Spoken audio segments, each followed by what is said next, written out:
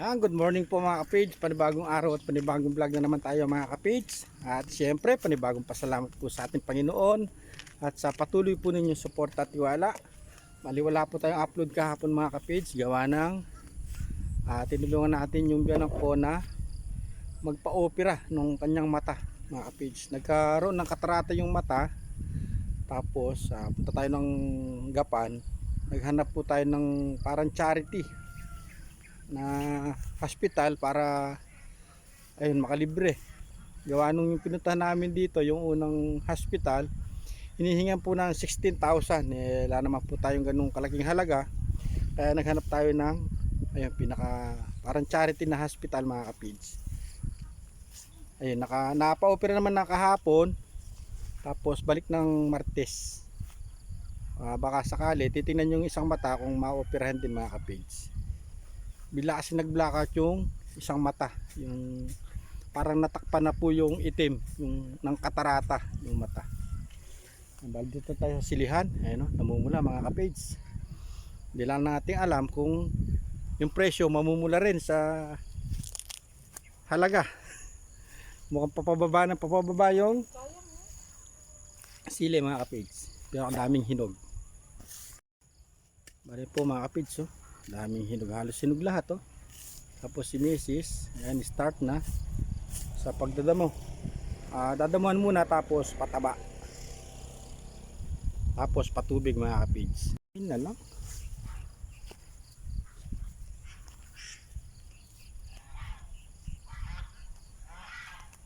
Dali nga muna ito eh. Dahil patay na.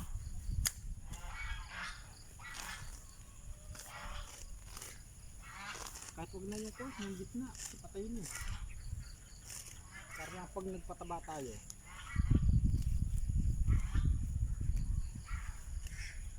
nakalitaw sa puno. Nakalitaw yung puno, hindi sa puno. Pasok na yun nakaka-face.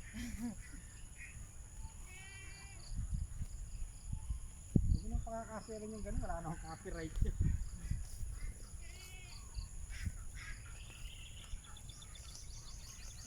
Namumula. Ang sarap-sarap sa mata.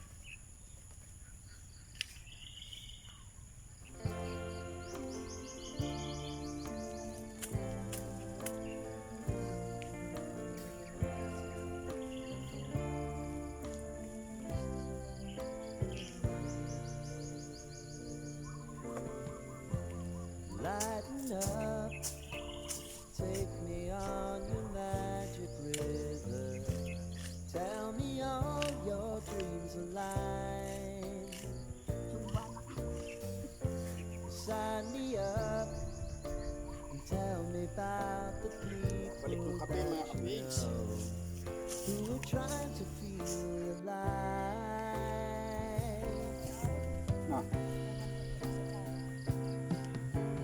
Life can get hard, so honey, if you need to cry, just come share my pillow and rain, rain, go away.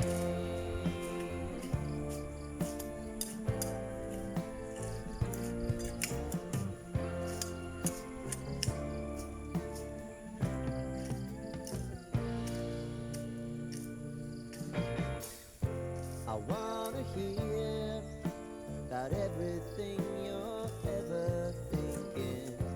You know that I can take the truth. Call me out if you think I'm ever slipping. Maybe I can turn it around. Oh yeah. Baby, if you want us, you know time is on our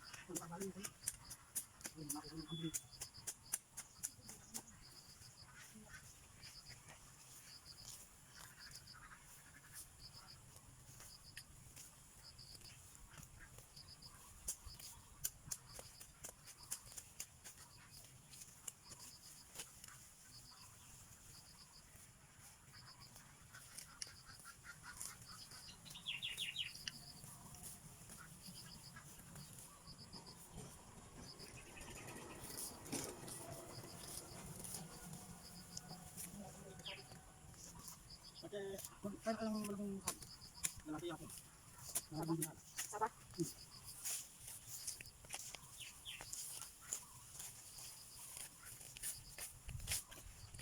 Mali yan po ate, pagmamalaki daw tayo. Mali, ang daming hinog mga kapedsa. Namumula. Namumula-mula. Tapos na kami dito. Lipat na kami doon sa pangalawang pitak. Yapin ditang pitak eh. Baka mayari pa natin yun bago magsundo ng estudyante. Ayan po at lipat na tayo dun sa kabila. Yun at nakapagpausok din tayo dun sa dulo. Ang taboy, insekto. Dito na si Kapage. Lumipat na siya.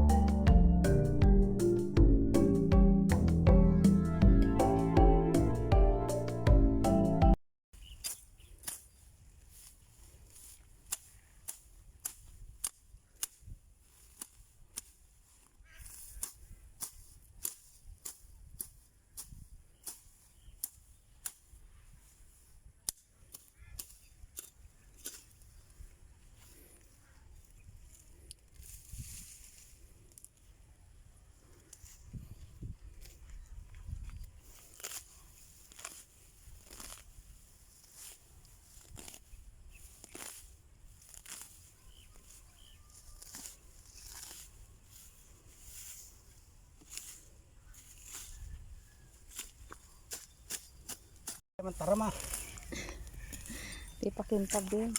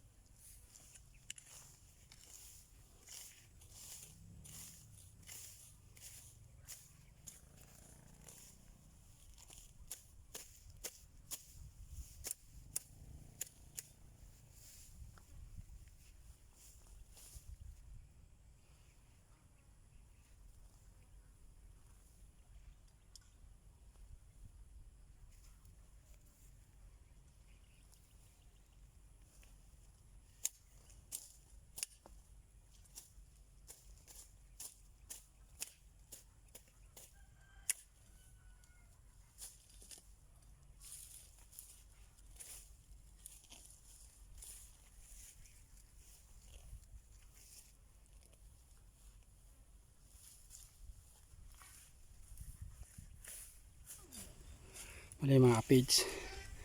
At patapos na tayo dito sa side na to.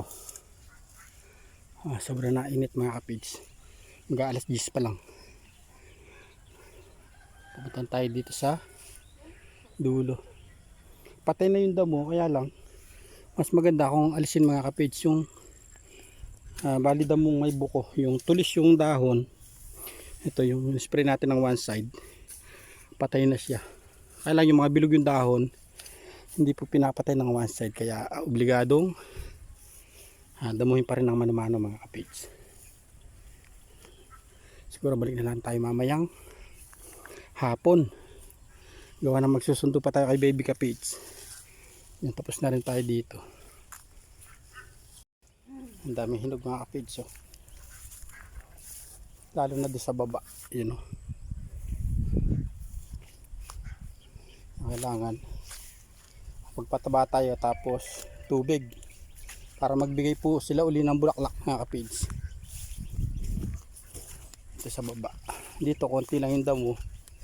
Yung mga baging-baging lang. Dalhin damuhin dito mga kapage. Dahil bunga oh. Halos sinog lahat. Yan lang, biglang baba yata ng sili mga kapage. Pero yung huling paktura sa atin 300 pa. Yun.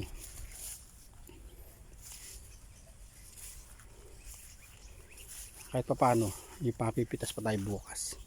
Bukas ang pitas mga kapage. Pero meron pa rin pailan-ilan na nagpapachi. Ito siya. Pero di katulad nung dati, nung di natin na-spray ng tubig pagmaga. Madami yung pachi mga kapage. Ngayon pa na lang. Pailan-ilan na lang. Siguro yung dating pachi na yun mga kapage. Nagtuloy lang siya. Pero yung bago, wala na siya halos.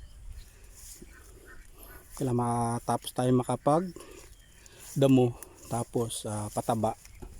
Patubig na mga kapage. Ito di pa natin nababaklas. Gawa ng medyo busy pa si kapage.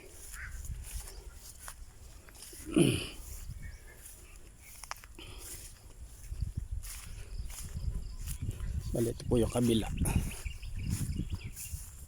Ayan, dito nakapaglinis na rin tayo ng nakaraan. Ayan, dami pa rin linalabas na bulaklak oh.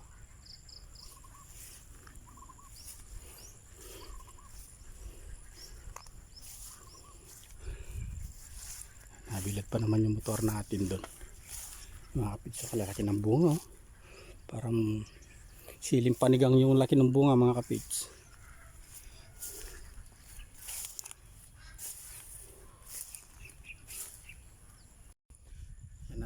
po muna tayo dito sa ilalim ng mangga mga kapids bago tayo umuwi at magsundo kay baby kapids.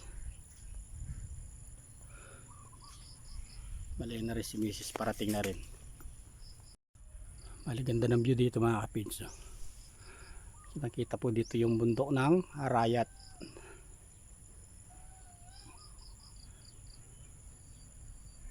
Bali yung tanlad ni Kayaman dito halos na harvest na lahat.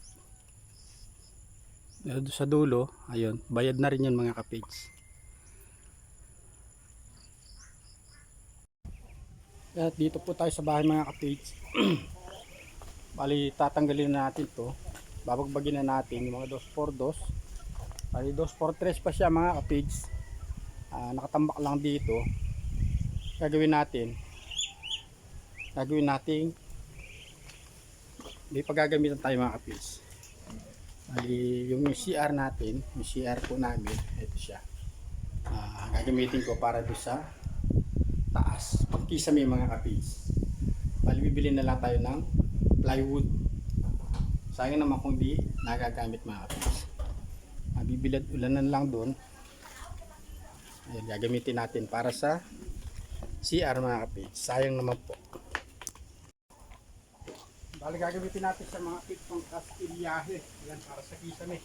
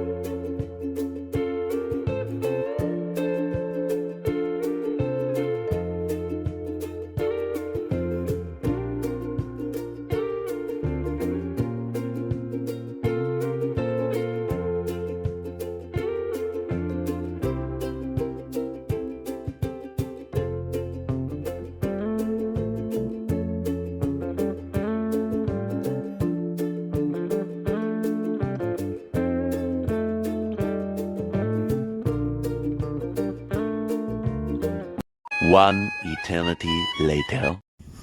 Bali po mga kapids, napag-iwahiwalay na natin. Gagamitin po natin to para sa CR. Ito yung gagamitin po natin pang kastilyahe. Kakapitan po ng plywood mga kapids. Bali matibay pa siya. Alangayin siyang 2x2 or 2x3. Gawa ng yung biyan ako lang po nagtistis nito mga kapids. Siguro kahit wala siyang panghila sa taas, pwede siya kasi malalaki siya mga kapids. Kaya di naman siya akyat niya sa taas. Sa mga kapids, bali madalang na lang sa mga bata yung ganito ngayon. Puro gadget. Pero sila, ayan o. Parang nabalik doon sa dati. Ang habol-habol lang ba mga kapids.